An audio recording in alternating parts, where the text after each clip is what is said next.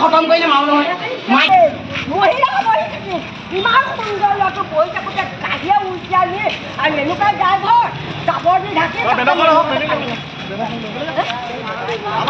এটা কথা স্পষ্ট যে পুলিচৰ গাফিলতিৰ কাৰণে বৰ্তমান সময়লৈকে সেই দুইজন উদণ্ড যুৱক যোনে ড্ৰাগছ আসক্ত হৈ পেলাই আমাৰ এজন নিজৰ ছাত্ৰক ধ্বংস কৰি পেলালে, এখন পৰিয়াল শেষ কৰি পেলালে, সেই দুজনক বৰ্তমান সময়লৈকে কিন্তু এৰেষ্ট কৰা নাই। এতিয়া আপোনাক এটা মই ৰিপৰ্ট দেখাইছো, যিটো ৰিপৰ্ট আপোনাৰ ছাবিৰ হুছেইন যিজন ব্যক্তিয়ে খুন্দিয়াইছিলে সেইজনৰ মেডিকেল ট্ৰিটমেণ্টত চিভিলৰ এইটো এটা তথ্য যে তেখেতৰ একোৱে হোৱা নাই, না হাত ভাঙিছে না ভৰি ভাঙিছে, কিন্তু বৰ্তমান সময়লৈকে গোলাঘাট চিভিলত তেখেতক ৰাজ আতিথ্যত ৰখা হৈছে। কি হৈছিলে মানে ল'ৰাটো সদায় মুখৰ আগতে ঘৰৰ সন্মুখৰ চোতালতে মানে ল'ৰাটো বহি থাকে, এনেই খেল খেলি বহি থাকে। যিকেইজন ল'ৰাই আহি একদম তীব্ৰ বেগত আহিছে, গাড়ীখন ইমানেই স্পীডত আহিছে মানে চঞ্জিব নোৱাৰিলে, ল'ৰাটো একদম মহতিয়াই খালত সোমোৱাই দিলে। ল'ৰা বিচাৰিছে নাই, ল'ৰাটো পিছতে বিচাৰিছে, মহতিয়াটো নিলে একদম শালত সোমাই গ'ল।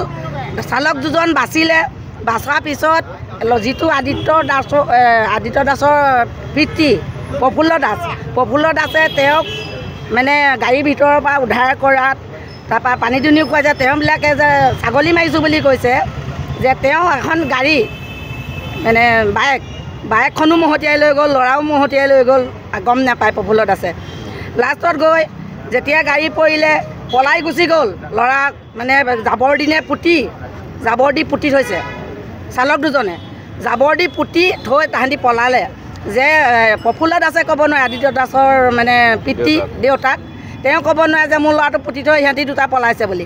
যেতিয়া পলোৱাত যে সি ভাবিছে কি, প্ৰফুল্ল দাসে ভাবিছে কি মোৰ বাইকখন ভাঙিলে, চুৰমাৰ কৰিলে, সেই সূত্ৰত মানে তেওঁ চালক দুজনক ধৰি আনি কোনো মাৰধৰ কৰা নাই, চোতালত বহুৱাই পানী খুৱাইছে, মাথাত পানী দিছে, দুখ পালে বুলিকে।